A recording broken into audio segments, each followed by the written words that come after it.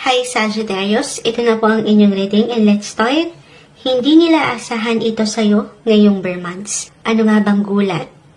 Paano yung gulat na ito, Moonchild? Gugulatin mo sila sa darating na mga buwang ito.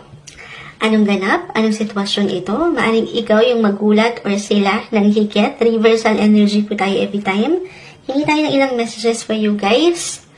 Sagittarius, dito muna tayo sa inyong tarot card reading at itong oracle lagi lang natin sa kilid. So, Sagittarius, 10-10-10. Unang-unang umaangat dito, nagulat.